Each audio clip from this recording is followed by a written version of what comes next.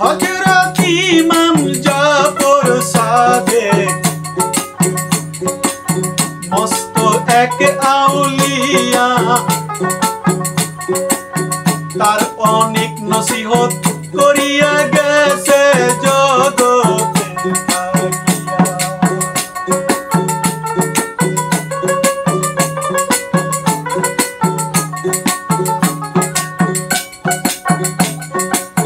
হযরত জাফর সাদেক নামে আল্লাহর ওলি ছিল,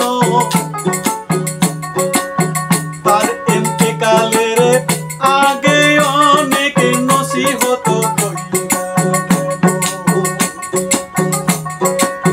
তার কাহিনী যাই বলিয়া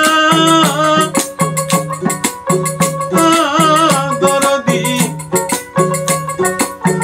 আল্লাহ রহম করিলে রে, ও দরদি যাইও না ভুলিয়া, ও দরদি যাইও না ভুলিয়া।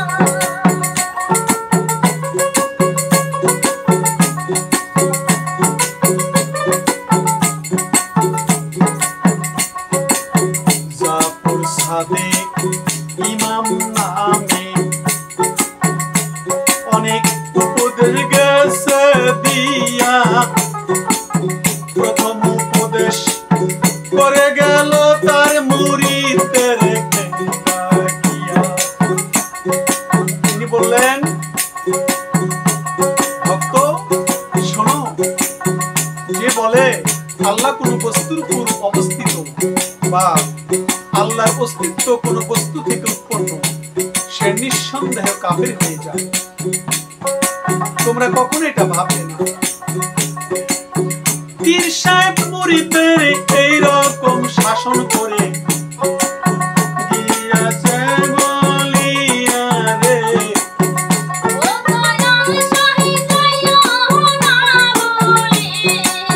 তারপর মানুষের অন্তরে গুনাহের কাজ আরম্ভ যখন যায় রে হইয়া, নফসকে দমন করা আর তো যায় না। শোনেন বন্ধু যারা সংকুচিত মনে করে, তখন নফসেরও তাড়নায় পরিশেষে মানুষ লজ্জিত অনুতপ্ত হইয়া যায়, অনুতপ্ত হইয়া আল্লাহ পাকের দরবারে তওবা গেল করে।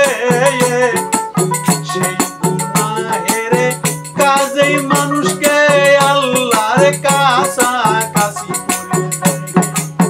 পক্ষান্তরে সেই ইবাদত, প্রথমে ইবাদতকারীর মধ্যে আমিত্ববোধ জাগ্রত, ইবাদত সমাপ্ত করে রে।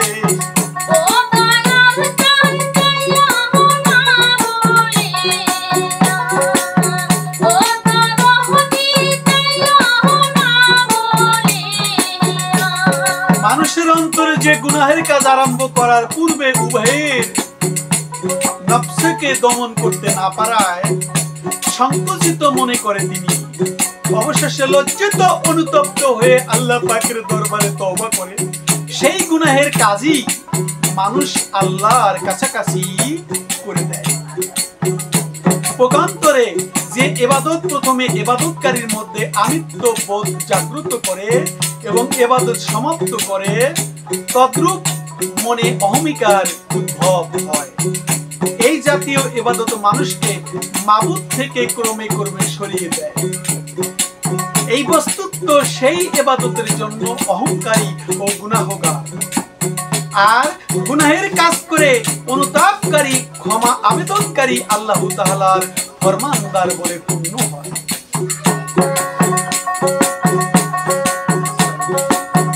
এইভাবে জাফর সাদেক এই আল্লাহর ওলি ভক্তদের গেল উপদেশ দিয়া, এই এবার ধীরে ধীরে আরো মজার কথা যাইতেছি শোনাইয়া।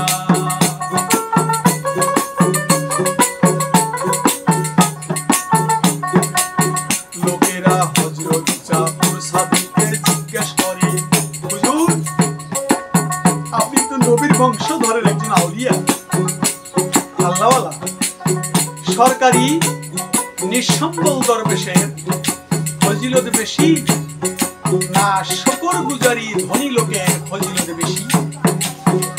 উত্তরে জাফর সাদিক রাহমাতুল্লাহ আলাইহি বললেন, দরিদ্র দরিদ্র সবুরকারী দরবেশের ফজিলত অধিক বেশি। কেননা ধনী লোকের দৃষ্টি সম্পদের উপরেই নিবন্ধন থাকে, আর নিঃসম্বল সবুরকারী দরবেশের দৃষ্টি শুধু আল্লাহর প্রতি আকৃষ্ট হয়ে থাকে। প্রশ্নের জবাব দিয়া দিল সবাতে যাই কইয়া, সবুরকারী নিঃসম্বল দরবেশের ফজিলত বেশি আল্লাহ। এবার বস্তুত দুনিয়ার সমস্ত পদার্থের সাথে সম্পর্ক ছিন্ন করা একমাত্র আল্লাহ পাকের সাথে সম্পর্ক স্থাপন করলে প্রতিপক্ষে আল্লাহর ইশারা। দুনিয়ার সমস্ত পদার্থের সাথে সম্পর্ক ছিন্ন করে একমাত্র আল্লাহ পাকের সাথে সম্পর্ক স্থাপন করলে প্রকৃতপক্ষে আল্লাহর স্মরণ করা হয়। এর ফলে আল্লাহ তাআলা এইরূপ স্মরণ করার জন্য তার পরিত্যক্ত সমস্ত পদার্থের বিনিময় হয়ে যান। আল্লাহ তাআলা বলেন, নিশ্চয় আল্লাহ তাআলা নিজ বান্দাদের মধ্যে থেকে যাহাকে ইচ্ছা স্বীয় রহমতের সাথে বিশিষ্ট করে থাকেন। অতএব দেখো, বান্দাকে দান করার ব্যাপারটা আল্লাহ তাআলার একমাত্র তার নিজের ইচ্ছার মধ্যেই সীমাবদ্ধ রেখেছেন। মধ্যস্থলে আর কোনো উসিলা উপকরণ স্থান দেননি।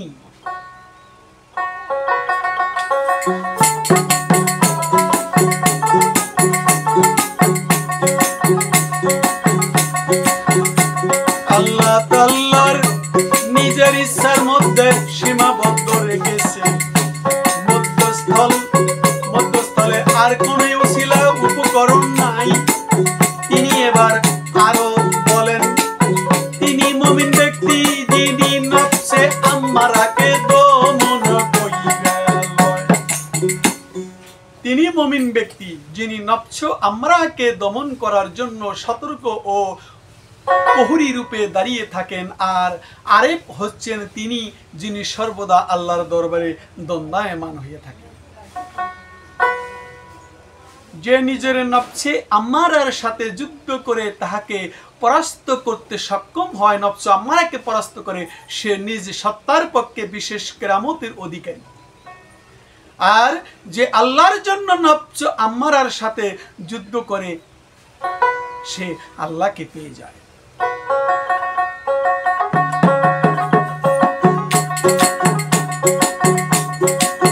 যে আল্লাহকে পাইবার জন্য নফসের সাথে যুদ্ধ করে, সে তো আল্লাহকে পেয়ে যাবে।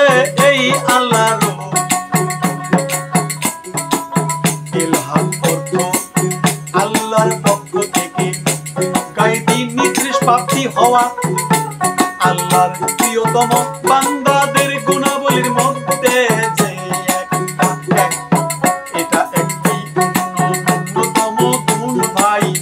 ইলহাম কিছু নয় বলে প্রমাণ করতেই চাওয়া, প্রমাণ করতে যাওয়া বেদিনের আলামত মাদের যাই হইয়া।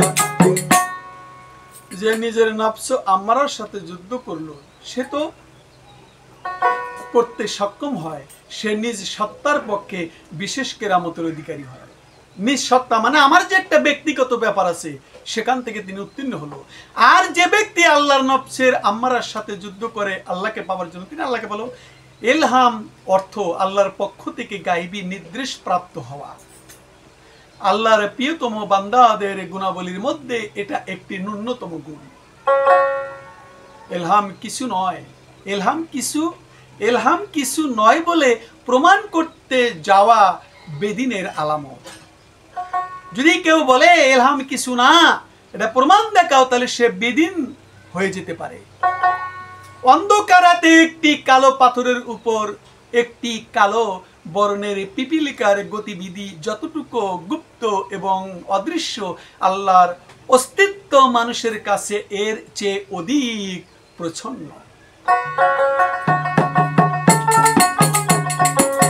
মানুষের শত্রু জ্ঞানবান বুদ্ধিমান হওয়া তার জন্য একটি সৌভাগ্য। ধীরে ধীরে এইসব মানিলে তোমাদের হইবা পাঁচ ব্যক্তির সংসর্গ থেকে সর্বদা দূরে থাকবে কইয়া গেছে জাফর সাদেকে।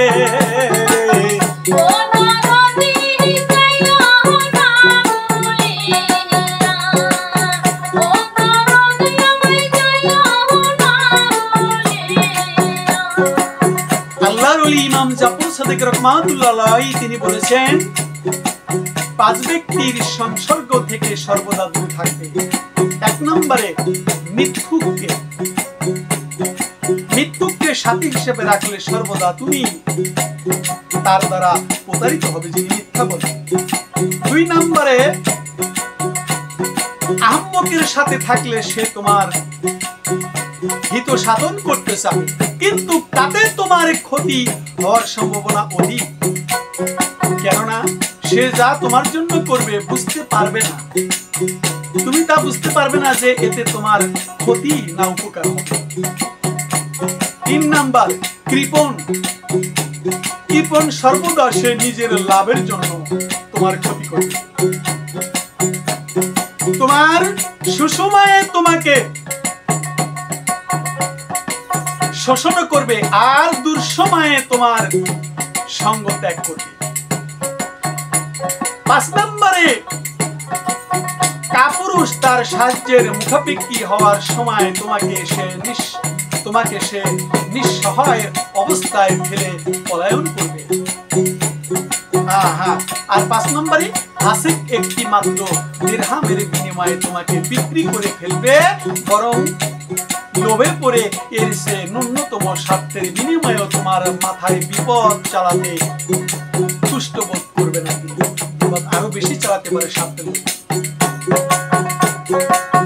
এই পাঁচ ব্যক্তির সঙ্গে মেশা যায় না রে, ক্ষতি করবে তোমাদের যাই কয়া।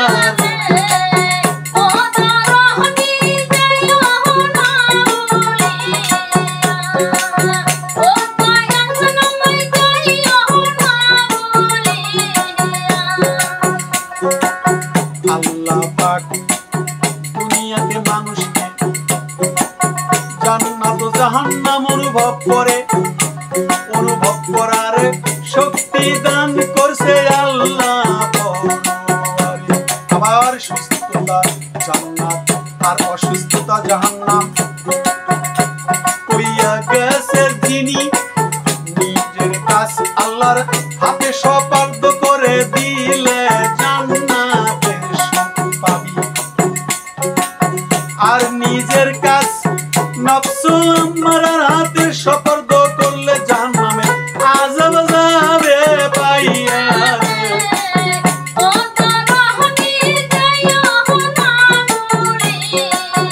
অশান্তি করতে হবে জাহান্নামে চলে যাবে তোমাদের যাই কইয়া। হায় রে বিশ্বে দের জ্বালায় আমি যাইতে।